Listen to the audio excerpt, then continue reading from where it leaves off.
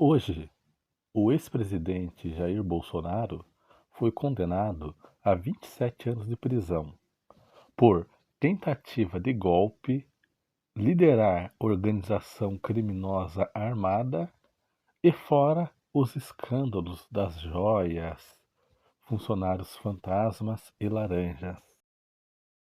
Mas isso não é novidade no Brasil.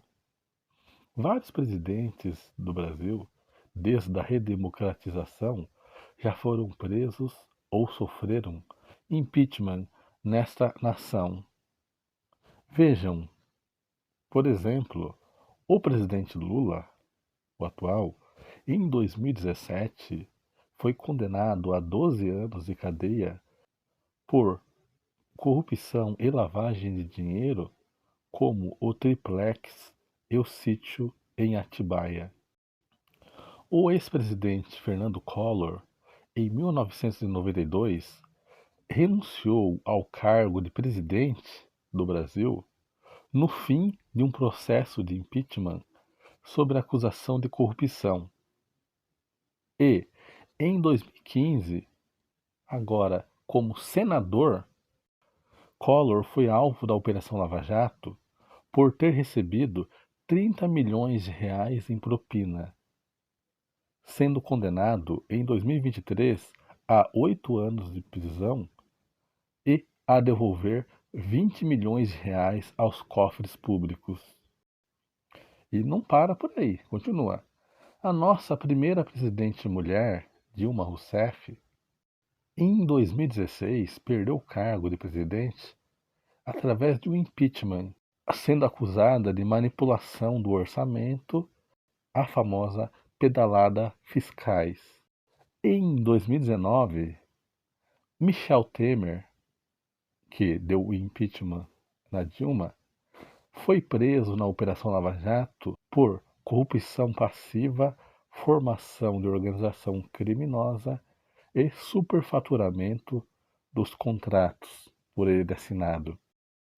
Já o ex-presidente José Sarney foi denunciado 2 vezes pela Procuradoria-Geral da República na Operação Lava Jato, acusado de receber 16,25 milhões em propina. E por último, que vou citar aqui, é o nosso ex-presidente Fernando Henrique Cardoso. Tem algumas acusações, como em 1997, durante os grampos telefônicos, revelaram a compra de votos para aprovar a reeleição dele e a criminosa venda da Telebrás e a Vale do Rio Doce, que foi um gigantesco crime contra o nosso país, ao meu ver. E, já dizendo antes que eu receba um processo, saibam que eu não estou batendo martelo, que todos eles são corruptos. Estou apenas lendo e relendo a história do que foi noticiado na época em jornais confiáveis e também pelo Ministério Público. Todos eles têm direito à inocência, todos eles dizem ser inocente, mas não dá para saber hoje em dia quem é inocente. É igual um ladrão que pronta faz, a polícia prende, tem filmagem e ele se defende dizendo que não era ele. Então, mas hoje em dia, vários dos políticos brasileiros já foram comprovados corrupção. Agora eles, pode ser inocente? Pode ser, não sei. Ó, aqui, a classe política no Brasil possui benefícios e privilégios exorbitantes. Veja, por exemplo, o custo de cada parlamentar, sendo deputado ou senador, é de aproximadamente 25 milhões de reais por ano, por parlamentar. 25 milhões de reais por um homem, que não faz nada. Com cotas, como por exemplo, para exercício da atividade parlamentar. O cara é eleito para ajudar o país, mas ele tem que receber uma cota pelo exercício da atividade parlamentar, verba de gabinete, auxílio moradia, até para aqueles que já possuem casa ou que utiliza os móveis fornecidos pelo Estado lá em Brasília. Previdência social especial, eles aposentam bem antes do que o trabalhador comum que rala, levanta de manhã, sendo que eles vão trabalhar uma ou duas vezes na semana, bem pouco. Tem alguns que trabalham o dia inteiro, mas a maioria não. Pensão vitalícia até para as viúvas ou viúvos deles, vitalícia. Tem pessoas aí que vira governador por uma ou duas vezes, umas vezes aí deputado, já ganha uma pensão vitalícia altíssima de 30, 40 mil reais por ano, por mês. Fora o plano de saúde que cobre toda a família, que ele usa o plano e o governo reembolsa ele, não dá pra saber se está certo isso. Fora o foro privilegiado, se ele aprontar alguma coisa, ele não pode ser preso de imediato, ele tem um foro privilegiado.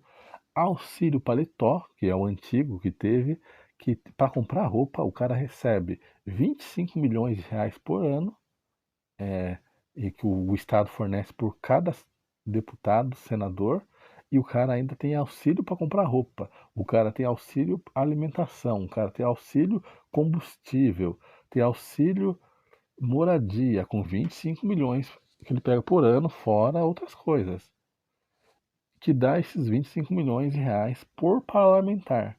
Fora isso daí, devemos lembrar que existe as prefeituras que têm vereadores municipais, existe o prefeito, existe os deputados estaduais, deputados federais, senadores, governadores, ministros, secretarias, há várias secretarias de educação, secretaria disso, daquilo, e a presidência. A soma disso dá bilhões e bilhões de reais por ano em benefícios para eles, enquanto a boa parte dos políticos roubam e destroem o país, se você ver.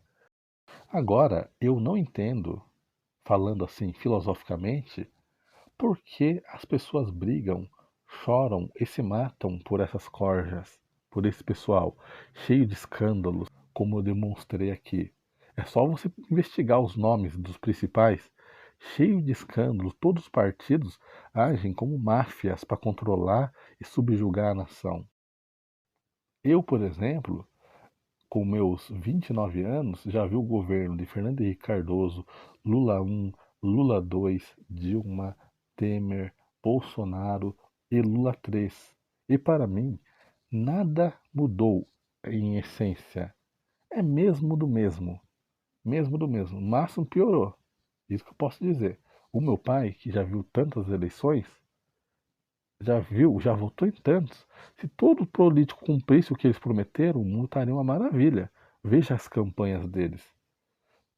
Tudo que eu conquistei foi com o meu suor. Então, para mim, eu não preciso de presidente, não preciso de líder, papa ou pastor. Eu não preciso. Eles, para mim, para a minha pessoa, não fazem nada. Não servem para nada a não ser sugar tudo o que geramos. Nós devemos abandonar Lula, Bolsonaro, Tarcísio ou qualquer outro político, pois eles são o sistema, esse sistema perverso, controlador, que arranca metade do seu salário em imposto. Eles não ligam para o povo, eles abraçam o pobre, mas sim ligam para o poder, para o próprio bolso e para o seu partido. Eles agem como quadrilha, surrupiando a nossa nação brasileira, se você observar bem. Olha o que os políticos estão fazendo, aumentando seus próprios salários, modificando tudo, só dando benefício para eles, para quem faz lobby com eles. Mas o povo, aquele cara que está na favela, que está no SUS, que está precisando de alguma coisa, eles não ligam, só ligam na eleição. Devemos amadurecer e sermos críticos de todos os tipos de políticos ou líderes. Não seja um idólatra cego que fica gritando mito, mito, mito para todos. Não seja. Cobre todos eles. Exija que eles mudem esse país.